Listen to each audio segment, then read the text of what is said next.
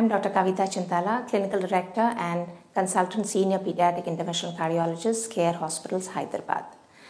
In this video, I will be addressing the issue of how to follow a child with congenital heart disease. What are the precautions that these children will need?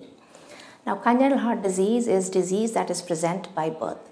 There can be many forms varying from a minor defect such as a hole in the heart to a very serious underlying problem where chambers of the heart may be missing. So the follow-up and the precautions will vary according to the heart defect. But in general, I would like to emphasize that in this day and age, with advanced technologies that are available and with rapid diagnosis and early treatment, many of the children are surviving to adulthood. So there are very few heart conditions that in this day and age we are not able to offer treatment, but majority of children have a good life. There are about 85% children with heart disease when repaired on time that can survive to adulthood, and in the Western world there are actually more adults than children living with heart disease, which means that the survival rates have increased. So knowing this, there is no need to panic because your child has a heart disease, because as I said, many of them are repairable and they have a decent lifestyle. Most of the children with minor defects such as holes in the heart, valves that are obstructed but have been opened, those children that underwent surgery or procedures to establish normal blood flow through their lungs tend to do very well. For example, if your child has a heart defect that has been fixed either by a surgical procedure or by what we call a device closure, these children typically do very well. We see them a little frequently, say 3 times in their first year of operation or intervention procedure, and subsequent to that we may see them yearly or every 2 to 3 years. So these children are able to play normally like everybody. They are able to attend their school and they can keep up with their peers in all of their physical activities. So the outcomes are really good, but we do follow them from time to time. And they are allowed to participate in all physical activities without being limited. Now, there are those that are moderately severe conditions which are a little more severe than the simple holes. So these children may undergo a more extensive surgery, a more extensive procedure.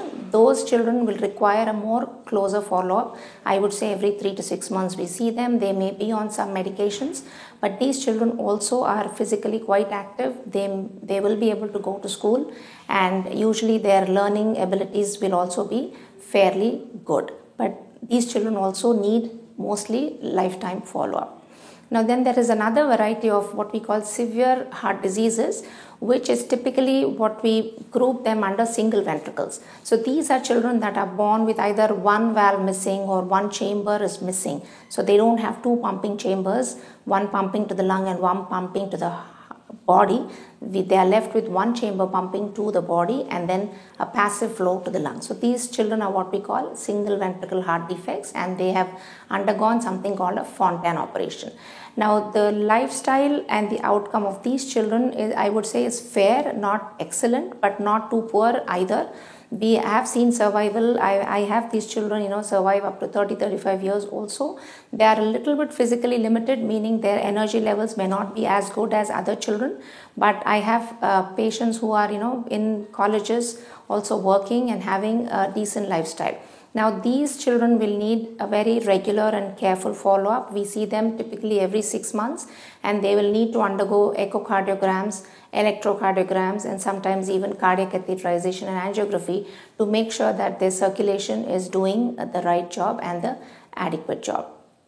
These set of patients may be a little physically limited. So either the ones with a single ventricle operated or the ones that have some valvular problem, they can have some obstruction in their arteries or in their valves, or they have thickened hearts. Some of these children we do restrict physical activity. There are different kinds of exercises that they're allowed to do, and there are certain types of exercises, especially like weightlifting and boxing, that they may not be allowed to do. So there will be certain physical activity restrictions in the severe form of heart disease. In terms of other precautions, all children that have heart disease or that have undergone heart disease should maintain good oral hygiene and good dental hygiene. So we recommend regular dental checkups every 6 months and getting dental care, because they are at risk of what we call endocarditis, meaning infection of the heart. So they can have bacteria going from their oral cavity into the bloodstream that can infect the heart. Another precaution that we recommend for these children is to take an antibiotic before they undergo certain procedures. So if they are undergoing a procedure on some other part of the body that can put bacteria in their blood, like a genitourinary system or urinary procedure, we give them a dose of antibiotic before those procedures because we don't want the infection in the bloodstream to move to the heart. So these are few of the precautions, but most of them end up having a fairly decent lifestyle and fairly decent level of activity and keeping up with their peers. And for any other issues, we are always here to help out your child and your family. Thank you very much.